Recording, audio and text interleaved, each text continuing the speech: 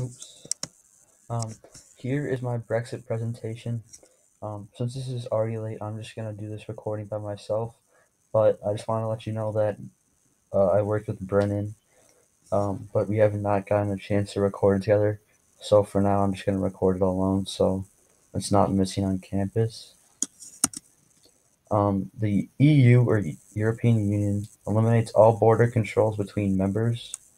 That allows the free flow of goods and people, except for random spot checks for crime and drugs.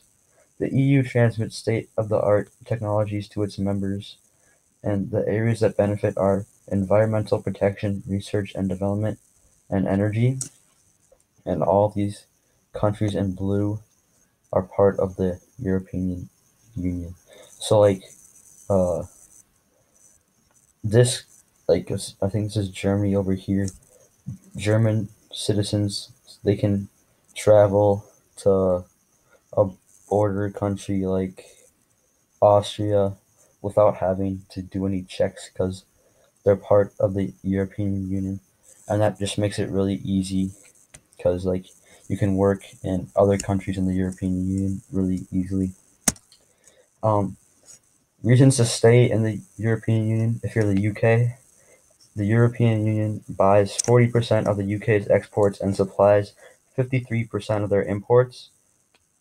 Their exports are worth 13% of their overall GDP.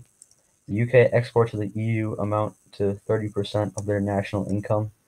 If if they left, they would trade less and attract less foreign investment.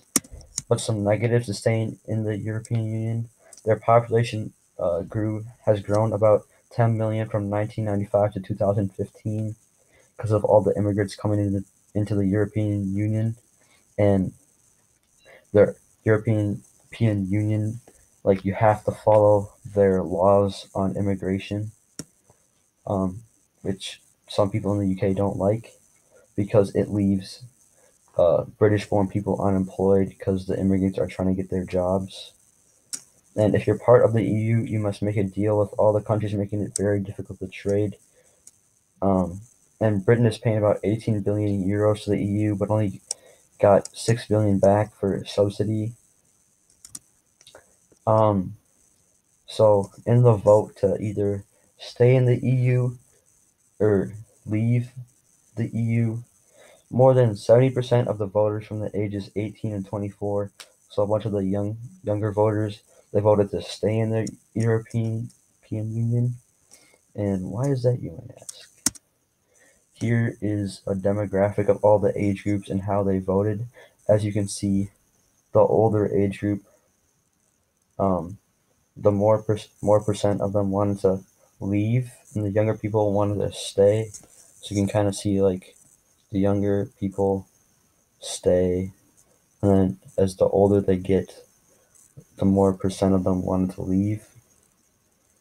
And one of the main reasons of this is the feeling for change. Older people have experienced what it has been like for the Britain to be in the European Union for a long time, and might want to see a change in things, and maybe they might not like what has been happening with the European Union, while a younger voter might vote to stay because Britain has been in the EU for their entire life and they don't want anything to be different. And also, it's not as big as a deal for the older voters because um, their life, like, it won't affect them for as long as it will for people in this category because they won't live much longer.